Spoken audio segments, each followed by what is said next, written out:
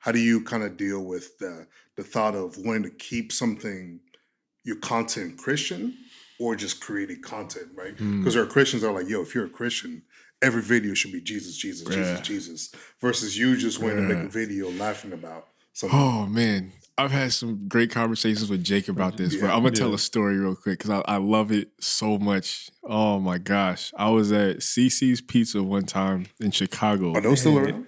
I think they went bankrupt, but shout out to Oh, CC's for yeah, the shout Well, out to I'm launches. them. so Yeah. thankful that I got to go before they shut down Yeah. because Shout this out to them. Yeah.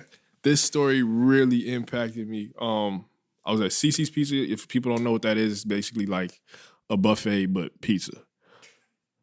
Yeah, so I Yeah. was there Yeah. and I got my food. I was with one friend in Chicago. I got my food first, so I went over to like find a booth to sit down at. There's one booth I saw spaced out enough, like away from people, whatever.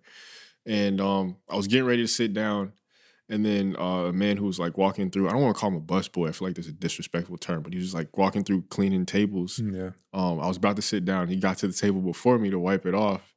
So I was just ready to sit down and eat. I was mad hungry. All right, I was about to chomp down. All right. So this dude takes out. He pulls up his cart. He kind of nods at me, gives me a little wave. Like, hi, how you doing? I'm sitting here on my tray. Let me just wait for him to wipe the table off real quick. I'll be good. So he grabs this rag and like pulls it out. No, before he does that, he grabs like a dry rag and like wipes all the crumbs off the table from the last people who are eating there. And I was like, all right, thank you. I was about to sit down, and then he pulls out another rag, like a wet one, and like shakes it out a little bit, folds it twice, like over itself, wrings it, made sure he got like every last bit of excess water out, lays it gently on the table, spreads it out, starts wiping down every corner of the table slowly, firmly. I was like, Dad, he really going like just like, come on, hurry up. It's not that Yeah. serious. I just want to sit down and eat. It's Yeah. all good. And he finishes that. He puts that back. I'm like, all right, now I can sit down. He takes out another cloth, starts drying the table down. I'm like, yo, this dude is taking forever. Why is he taking his time with this table like this? Like, it's just gonna get dirty again. Like this, I've never seen somebody clean a table this pristinely before. And he like, keeps going. And at this point, I'm intrigued. Yeah. So I'm like, who would have any reason to clean a table like that? Like, why? And as he's wiping it down, he like, by the way, he dried it off and then sprayed it with something else and starts wiping it down again, and not missing a single inch of this table. And after that, he wiped down the seats. And I'm thinking to myself, like, I really like a thought popped in my mind. I was like, yo, is this dude a Christian? Like, for real.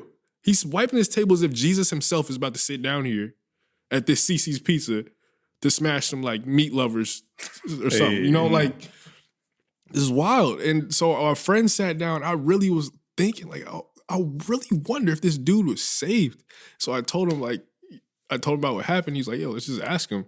So next time he walked by, he's like, excuse me, sir, do you know Jesus? And he's like, he was speaking in broken English I think he was from Mexico. He was like, and it was on a Sunday that we were there. He's like, yeah, I can't go to church because I work on Sundays, but yes, I pray, I read my Bible, I love the Lord. I was just like, yo, this man did this with such a level of excellence that I saw God's glory through him wiping down a table. A freaking table, bro. Yeah.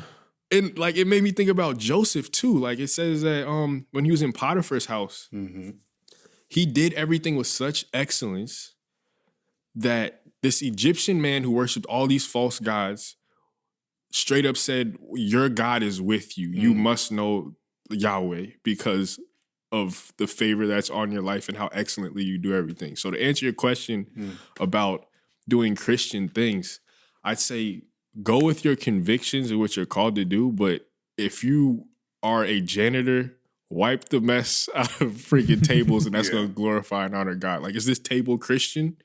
No. Like, there's no like faith assigned to the table, but by seeing how excellently something is made or created, I think that gives glory to our Creator because we're living and doing as He does. He created everything with excellence. He created us with excellence. You know how many organs we have? How everything needs to be functioning on point for us to just sustain a breath. We can't even think. We don't even have any control over our lungs, but like he's done everything in such excellence. Even just the fact that life exists, like how specifically everything has to be for a single protein, like a single like DNA strand to come into existence. Yeah. All the factors that have to be precise and exact, and so to such an excellent point for life to exist is just. So when we move in like that same desire to be excellent in what we do, whether we're preaching the gospel or shining somebody's shoes or singing a song, do it all to God's glory, like Colossians 3, right? Something like that. Yeah. So for me personally, I've like gone back and forth between, okay, what am I really convicted to do? What am I called to do?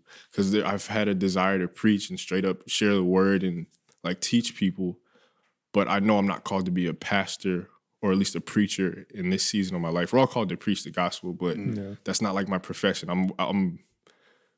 God has really blessed me with favor to make people laugh and bring joy to them and share his heart through different means. So I've struggled a lot. That's been even harder to figure out, okay, which lane do I go in? And only recently have I been, I guess, coming to some more solid answers with that. But ultimately, the answer that I'm at right now, the place I'm at right now, is to let the content that I create be an overflow of what he pours into me. And it's kind of like a day-to-day thing. It's hard for me to have like a clear vision of everything he wants me to do, but I think he kind of wants it that way, because that way I'm like even more dependent on him and close to him. Yeah,